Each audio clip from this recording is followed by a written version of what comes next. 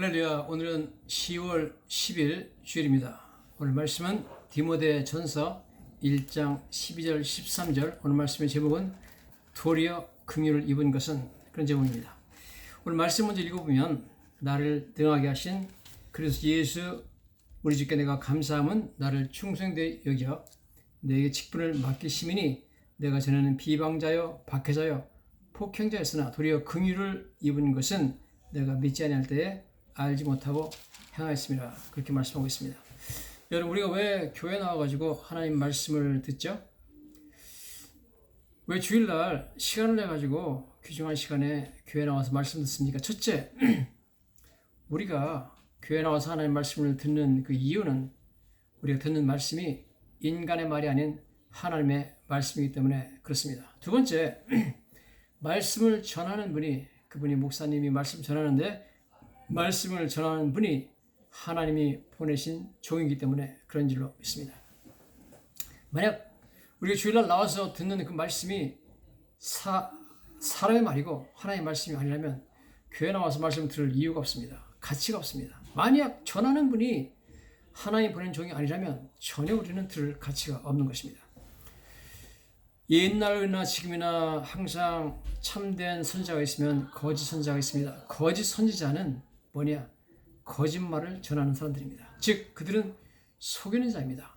성경에는 미혹하는 영이라고 나오는데, 미혹한다는 것은 deceiving spirit, 즉 거짓 선지자는 사람들을 거짓말로 속이고 있습니다. 지금 디모데 전서는 사도 바울이 마게도냐에서 에베소에 있는 자기의 아들 제자인 디모데한테 보내는 편지죠. 거기에서 그는 거짓 선생들, 에베소에서 활동하고 있는 거짓 교사들, 거짓 선지자에 대해서 강력한 그런 경고를 하고 있는 것을 우리가 보게 됩니다. 그래서 사도 바울이 말하기를, 그 사람들은 여기 성경 보면 헛된 말에 빠져 있다. 그 다음에 쓸데없는 신화와 끝없는 족보에 몰두하고 있다.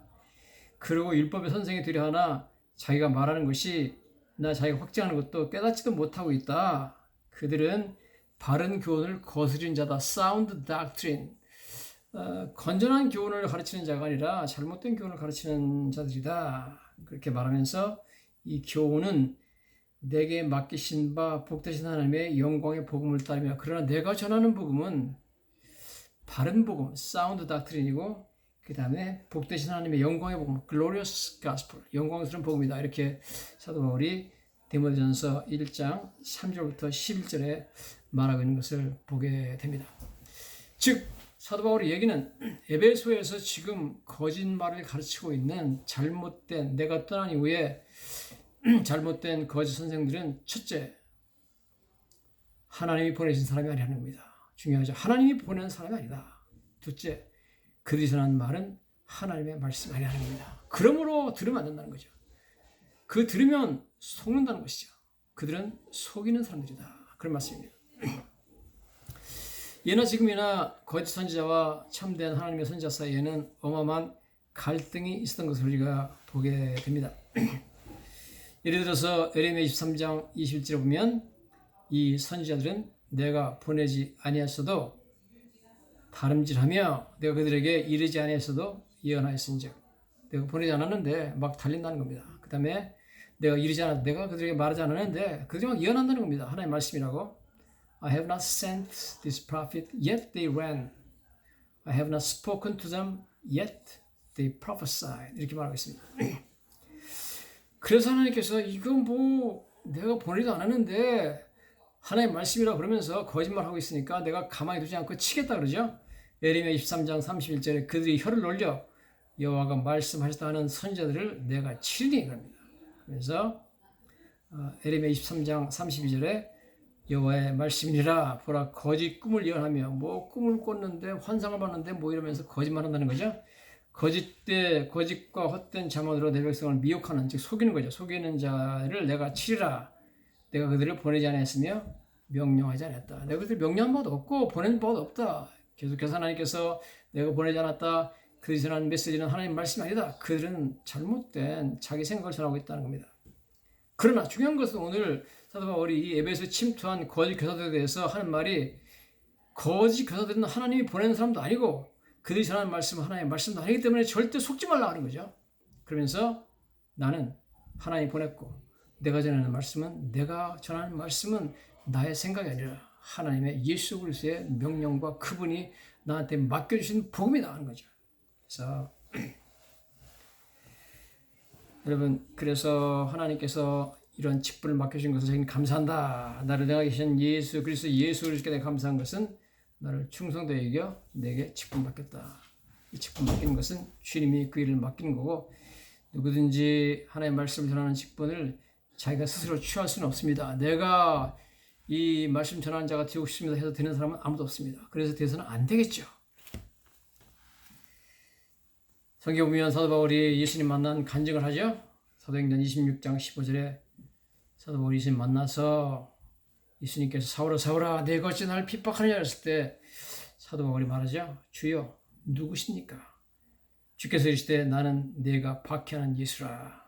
일어나 너의 발로 서라. 지금 말에서 떨어져 가지고 넘어져 있는데 일어나 서라는 거죠. 내가 내게 나타난 것은 곧 내가 나를 본 일과 지금 내가 나를 봤다는 거죠. 예수님 만났죠. 장차 내가 내게 나타날 일에 앞으로도 계속해서 내가 너한테 나타나 가지고 너한테 백성에 전할 메시지를 주겠다는 겁니다. 이게 중요하죠.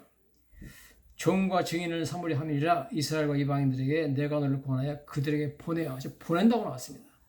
사도 바울은 예수님이 보낸 사람이고 사도 바울이 전하는 모든 메시지는 예수님이 나타나셔서 지금 나타나셨고 앞으로 나타나실 것이죠. 나타나셔서 맡겨주신 전해주신 예수님의 명령이 예수님의 말씀인 줄로 믿습니다. 그래서 여러분 우리가 사도 바울의 말 한마디 한마디를 아주 조심스럽게 경외하는 마음으로 대하는 것이죠. 왜냐하면 그것은 사도 바울 개인의 생각이 아니라 전능하신 하나님 예수 그리스도의 말씀이기 때문에 그런 줄로 믿습니다. 사도 바울이 전하는 모든 말씀의 권위는 사도 바울의 학식에서 나오는 것이 아니고 그 인격에서 나오는 것이 아니고 그것이 예수님의 말씀이라는 데서 그 모든 권위가 나오는 줄로 믿습니다. 사도 바울을 하나님이 직접 보내셨고 예수님이 직접 그에게 말씀해 주신 줄로 믿습니다. 그래서 사도 바울이 전하는 모든 말씀은 예수님의 계시입니다. 예수님의 직접 만났고 예수의 음성을 그는 직접 들었습니다. 그러나 이 에베소에 있는 거짓 선자들은 첫째, 예수님을 만나보지 못했습니다. 둘째, 예수님이 보내신 사람이 아닙니다. 세 번째, 그들이 전하는 메시지는 예수님이 주신 메시지가 아니라 자기 마음대로 얘기하는 거죠. 자, 여기 보면 예레미야 23장 16절에 하나님이 이렇게 말합니다. 만군의 여호와께서 이같이 말씀하시되 너에게 예언하는 선지자들의 말을 듣지 말라. 거짓 선지자죠. 그들은 너에게 헛된 것을 가르치나니 그들이 말하는 묵시는 비전, 환상입니다. 환상을 보았다는 것은 자기 마음으로 말미암은 것이요 여호와 입에서 나온 것이 아니다. 와, 여러분, 뭐 선지자고 거짓 선지자들 지 마음대로 지 마음에서 나온 얘기를 하는데 내가 보낸 여호와 입에서 나온 말씀이 아니라는 겁니다. 그러니까 아무 권위가 없고 속이는 것이기 때문에 이거 들으면 안 되는 거죠, 여러분. 속으면 안 되잖아요.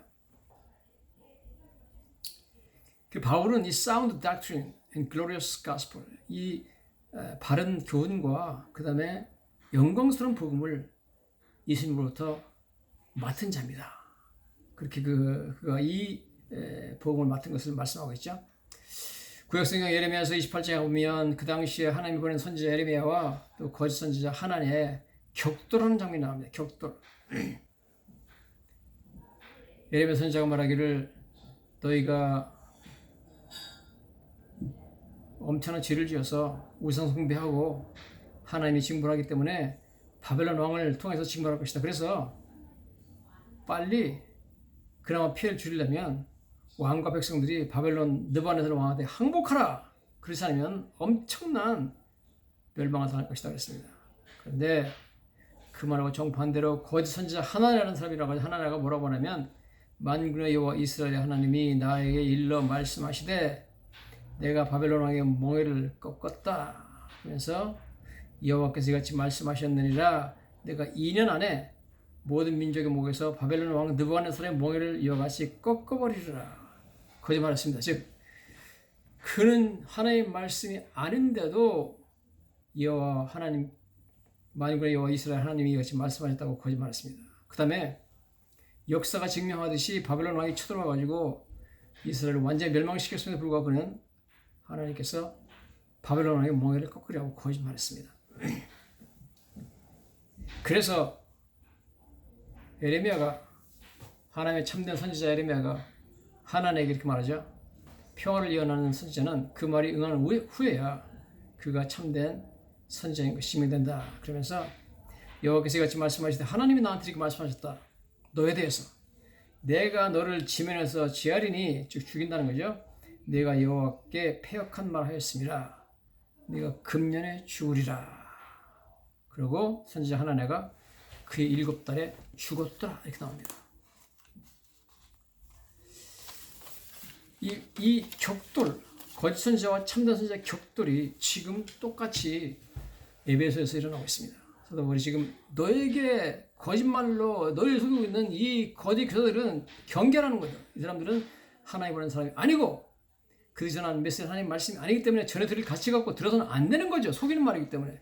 그러나 나는 하나님 보낸 선지자고 하나님 보낸 사도고, 그 다음에 사도라는 것이 보냄을 받았다는 뜻이죠. 아파슬 뜻이 아포스톨로스 원에 나오는데 보냄 받았다 하는 뜻이고요. 그 다음에 내가 전하는 말씀은 예수님이 직접 나한테 들려주신 계시의 말씀이기 때문에 너희들은 들어야 되고 들을 가치가 있는 것이고 권위가 있다는 겁니다. 할렐루야. 사도 바울이 그러죠. 내가 전에는 비방자요 박해자요 폭행자였으나 도리어 긍휼을 입은 것은 내가 믿지 아니할 때 알지 못하고 행하였다. 우리 주의 은혜가 그리스도 예수 안에 있는 믿음과 사랑과 함께 넘치도록 풍성하였다. 나는 전에 너희가 알다시피 비방자요, 그 다음에 박해자요, 폭행자였으나 주님의 넘치도록 풍성한 은혜 때문에 내가 하나님 말씀은 전하는 사람이 되었다. 그렇게 말하고 있는 것을 보게 됩니다. 정말 엄청난 참 교회를 핍박하던 사도 바울, 성경 보면 사도행전 9장 1절에 사울이 주의 제자들에게 대하여 여전히 위협과 사기가 등등하여 사울이 교회를 잔멸할세 각 집에 들어가 남녀를 끌어다가 옥에 넘겼다. Destroying the church. 교회를 잔멸하는 사람이었다는 겁니다. 예수님을 막 이단의 괴수라고 막 모독하고, 신성모독이죠. 성경에는 신성모독에 대해서 강력한 경고가 있습니다. 레위기 24장 13절에 여호와의 이름을 모독하면 그를 반드시 죽일지니 그 저주한 사람을 진영 밖으로 끌어내서 온 회중이 그를 돌로 쳐 죽이라 했습니다. 신성모독하면 돌로 쳐 죽이 반드시 죽이라 했습니다. 그럼에도 불구하고 하나님께서 그를 오래 참으시고 그를 사도로 삼으셔가지고 너무너무 감사해서 사도 바울이, 그러나 내가 도리어 긍휼을 입은 것은 내가 하나님께 벌을 받아 마땅한 사람이지만 도리어 긍휼을 입었고 사랑을 받아서 예수님이 일체 나한테 오래 참으셨다 하는 것은 후에 주를 믿어 영생하는 자들에게 본이 되게 하려고 했다. 그래서 어떤 죄를 많이 지은 사람이라도 나처럼 더 큰 죄인이 있겠느냐. 그러니까 낙심하지 말고 나 같은 죄인도 용서받을 수 있나 그러지 말고 나를 봐라. 나 같은 죄인도 용서받지 않았느냐. 직분까지 받았다. 사도까지 됐다. 힘내라. 걱정하지 말고 어떤 죄라도 용서받을 수 있다. 그렇게 격려 있는 것을 보게 됩니다. 사도 바울처럼 참 하나님 핍박하고 하나님 대적하고 신성 모독하던 그런 사람이었지만 하나님께서 그를 변화시키는 모습을 보게 됩니다. 제가 이제 그 한국에서 지금 미국 플로리다주에 있는 템파베이 교회 열린교회에서 사역하고 있는 주명식 목사님 간증을 들었는데요. 그분이 책도 썼는데 자기 간증을, 책 제목은 무당 엄마 목사 아들의 그런 책입니다. 자기 얘기로 자기 어머니는 굉장히 유명한 무당이랍니다. 인천에서. 그래가지고 맨발로 외작두를 타던 그런 무당 어머니였다. 그런 얘기를 합니다. 나중에 예수 믿고 크리스천이 되었다. 그 간증을 하는데요. 자기는 인천에 살았는데 자기 이모 한 분이 예수를 믿어가지고 전도를 받아가지고 자기는 예수를 믿게 됐답니다. 대학교 다닐 때 대학생 선교단체에 가가지고 예수님을 만나고 대학교 2학년 때 앞으로 목사가 되겠다 그렇게 그 하나님께 헌신했답니다. 근데 어머니에게는 신기가 있었고 귀신이 자꾸 와서 신기가 있었고 눌림 현상이 있었고 자기가 군대 가 있는 동안에 어머니가 내림굿을 받고 무당이 됐답니다. 왜 그랬냐 나중에 휴가 나와가지고 들어봤더니 원래 어머니가 신기가 있었고 신병, 귀신이 주는 병이 있었는데 그럴 때마다 동네에 있는 노랑 저고리 아줌마라는 무당이 구슬해가지고 고쳐줬는데 한 번 어머니가 너무 아파가지고 아무리 구슬해도 안 낫더랍니다. 그래가지고 인천과 서울에 있는 유명한 무당을 다 찾아서 물어봤더니 당신이 신내림 받고 무당이 안 되면 당신 죽는다 그러더랍니다. 그래가지고 무당이 되기 싫다 그러니까 당신이 무당이 안 되면 당신 딸이 무당이 된다. 신이 당신 딸한테 내릴 거다 그러더랍니다. 그건 더 안 될 일이죠. 그래서 내가 딸이 무당이 되는 건 도저히 못 보겠다. 내가 차라리 무당이 되겠다 그래가지고 신내림을 받았답니다.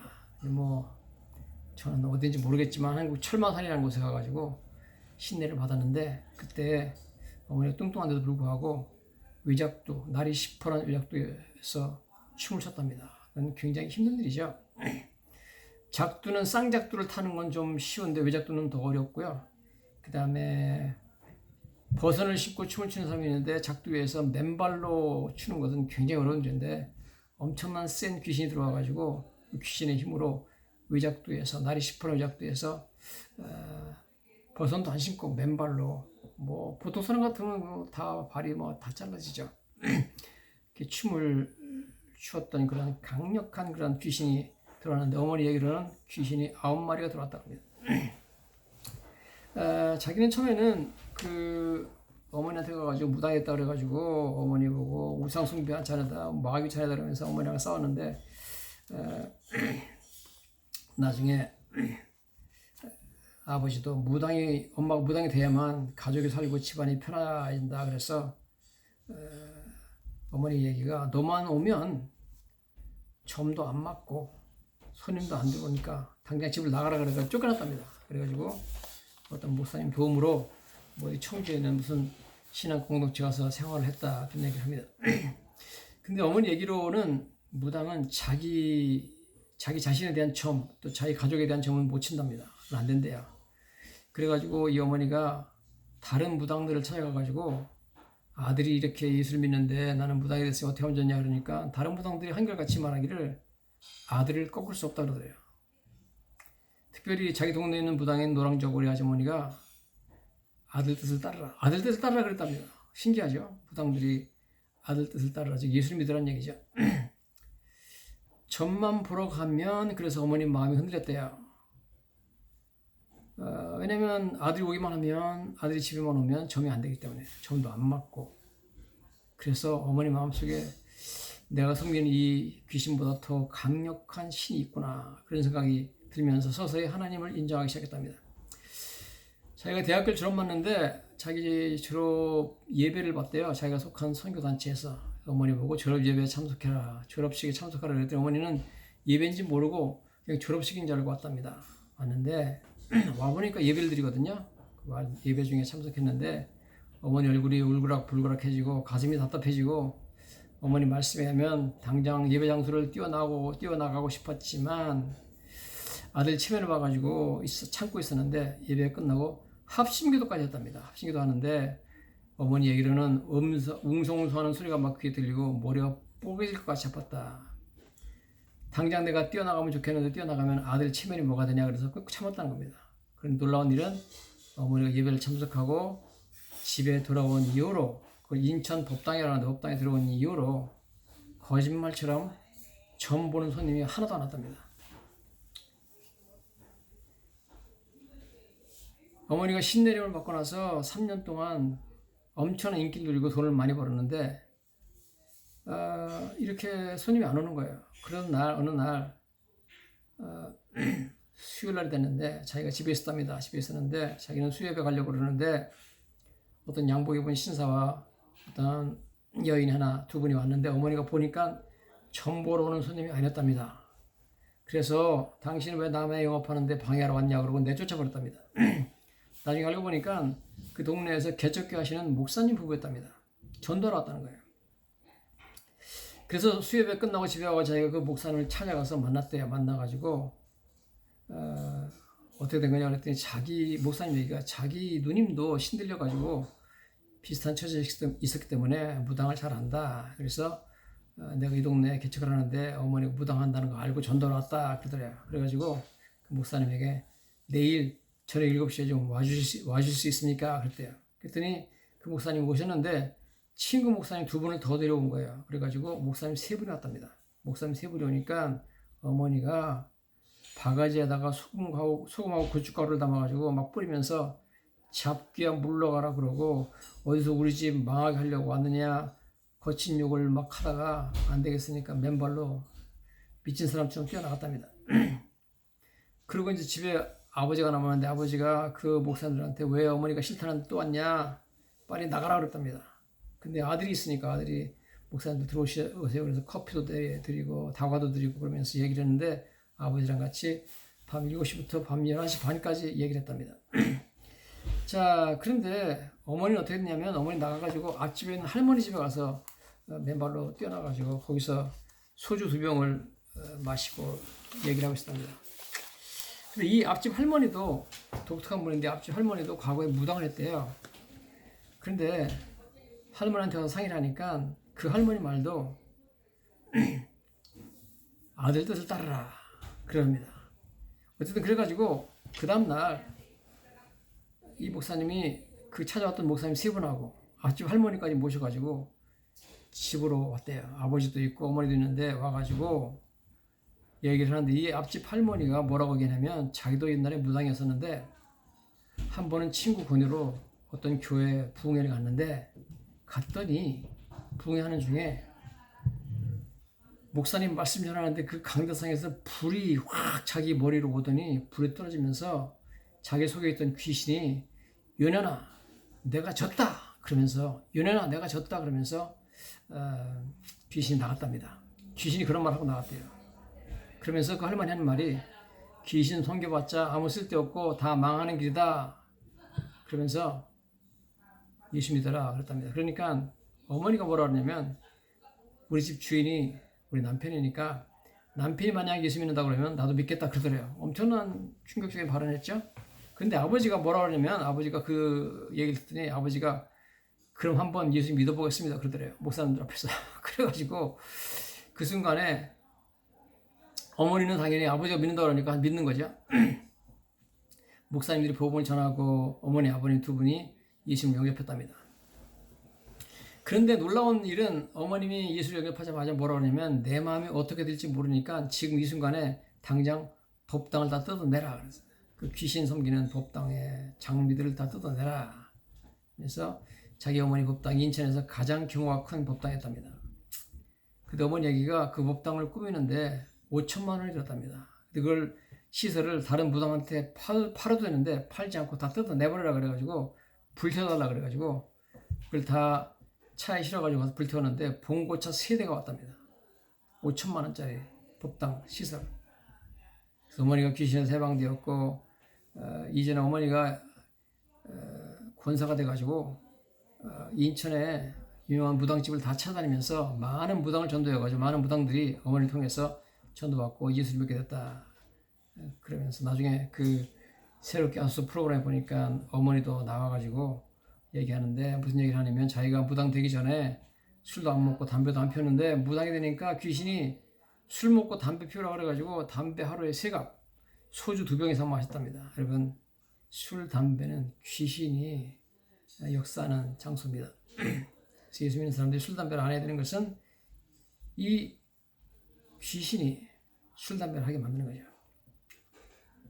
그래서 자기가 얘기를 하는데 그 아나운서가 물어보더라고요. 사회 보는 분이 그 무당을 할 때 6년 동안 했는데 기뻤습니까? 그러니까 어머니 말이 무당하면서 매일 울었다는 거예요. 와 여러분 귀신에 사로잡힌 삶은 전혀 행복하지 않습니다. 그러면서 지금 나는 귀신에게서 해방되었다. 너무 행복하다. 그런 얘기 들었습니다.